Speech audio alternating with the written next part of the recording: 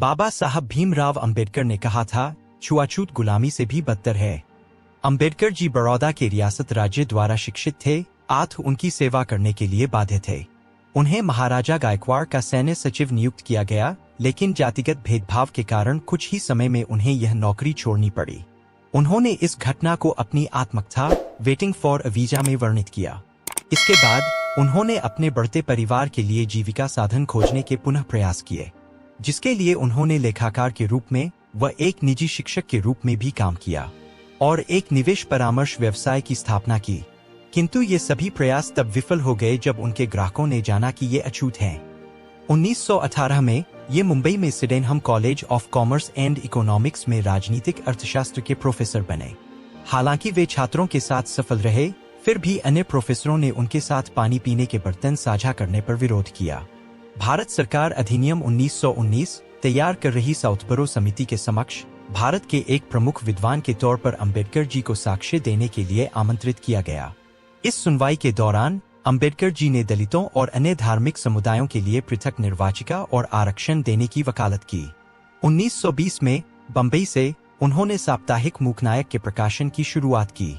यह प्रकाशन शीघ्र ही पाठकों में लोकप्रिय हो गया। तब अंबेडकर जी ने इसका प्रयोग रूढ़िवादी हिंदू राजनेताओं व जातीय भेदभाव से लड़ने के प्रति भारतीय राजनैतिक समुदाय की अनिच्छा की आलोचना करने के लिए किया। उनके दलित वर्ग के एक सम्मेलन के दौरान दिए गए भाषण ने कोल्हापुर राज्य के स्थानीय शासक शाहू चतुर्थ को बहुत प्रभावित किया, जिनका अंबेडकर जी के साथ भोजन करना रूढ़िवादी समाज में हलचल मचा गया। बॉम्बे उच्च न्यायालय में विधि का अभ्यास करते हुए उन्होंने अछूतों की शिक्षा को बढ़ावा देने और उन्हें ऊपर उठाने के प्रयास किए। उनका पहला संगठित प्रयास केंद्रीय संस्थान बहिष्कृत हितकारिणी सभा की स्थापना था, जिसका उद्देश्य शिक्षा और सामाजिक आर्थिक सुधार को बढ़ावा देने के साथ ही अवसादग्रस्त वर्गों के रूप में संदर्भित बहिष्कार के कल्याण करना था। दलित अधिकारों की रक्षा के लिए उन्होंने मूकनायक, बहिष्कृत भारत, समता, प्रबुद्ध भारत और जनता जैसी 5 पत्रिकाएं निकालीं। सन 1925 में उन्हें बम्बई प्रेसिडेंसी समिति में सभी यूरोपीय सदस्यों वाले साइमन कमीशन में काम करने के लिए नियुक्त किया गया। इस आयोग के विरोध में भारत भर में विरोध प्रदर्शन हुए, जहां इसकी रिपोर्ट को अधिकतर भारतीयों द्वारा अनदेखा कर दिया गया। अंबेडकर जी ने अलग से भविष्य के संवैधानिक सुधारों के लिए सिफारिश लिखकर भेजी। द्वितीय आंग्ल मराठा युद्ध के अंतर्गत 1 जनवरी 1818 को हुई कोरेगांव की लड़ाई के दौरान मारे गए भारतीय महार सैनिकों के सम्मान में अंबेडकर ने 1 जनवरी 1927 को कोरेगांव विजय स्मारक में एक समारोह आयोजित किया। यहाँ महार समुदाय से संबंधित सैनिकों के नाम संगमरमर के एक शिलालेख पर खुदवाए गए तथा कोरेगांव को दलित स्वाभिमान का प्रतीक बनाया। सन 1927 तक डॉ. अंबेडकर जी ने छुआछूत के विरुद्ध एक व्यापक एवं सक्रिय आंदोलन आरंभ करने का निर्णय किया। उन्होंने सार्वजनिक आंदोलनों, सत्याग्रहों और जुलूसों के द्वारा पेयजल के सार्वजनिक संसाधन समाज के सभी वर्गों के लिए खुलवाने के साथ ही उन्होंने अछूतों को भी हिंदू मंदिरों में प्रवेश करने का अधिकार दिलाने के लिए संघर्ष किया।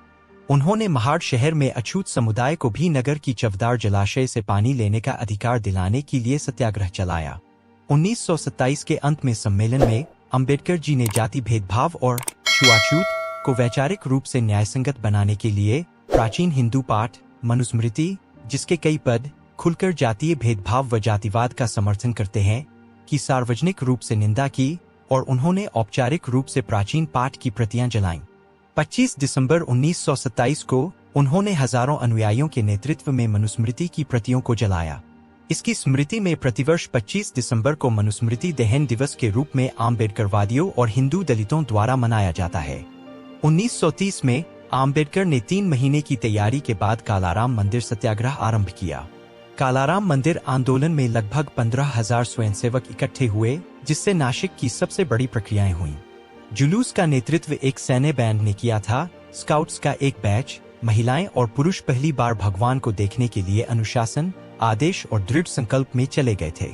जब वे द्वार तक पहुंचे तो द्वार ब्राह्मण अधिकारियों द्वारा बंद कर दिए गए।